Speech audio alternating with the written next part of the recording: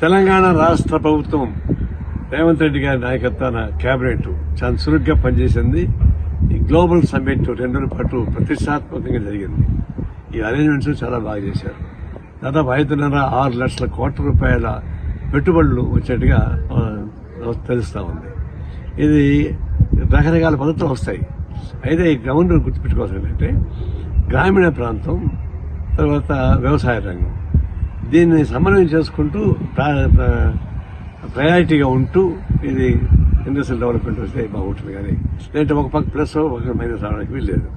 అందువల్ల రావడానికి ప్రజలు కూడా తెలంగాణ అంటే ఇక్కడ క్లైమేట్ బాగుంటుంది, భూమి అందుబాటులో ఉంటుంది, ప్రజలు కూడా మంచివాళ్ళు, ఇది అభివృద్ధి కావడానికి అవకాశం ఉంటుంది. అయితే పారిశ్రామిక కొంతమంది అంబిషన్స్ వస్తారు, ఎక్కువ భూములు తీసుకొని తక్కువ ధరలతో తీసుకొని తర్వాత దాన్ని మిస్యూజ్ చేయడానికి ప్రయత్నిస్తుంటారు. దాన్ని జాగ్రత్త పడుకోవాలా. టైం బౌండ్గా అభివృద్ధి అయ్యే పద్ధతిలో వాళ్ళకి మ్యాండేట్ ఇవ్వాలా. అది లేకుండా పోతే ల్యాండ్ హ్యాండ్ ఓవర్ చేసుకుని పోతే అది ఎప్పుడో పోతుంది.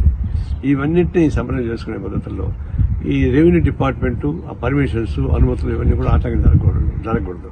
దీన్ని జాగ్రత్త చేసుకోవాల్సిన అవసరం ఉంది. అందులో ఆరంభ సూత్రం కాకుండా దీన్ని టైం బౌండ్ ప్రాతిపదికగా అభివృద్ధి చేస్తే తెలంగాణ అభివృద్ధి అవుతుంది, సమగ్ర అభివృద్ధి అవడానికి అవకాశం ఉంటుంది.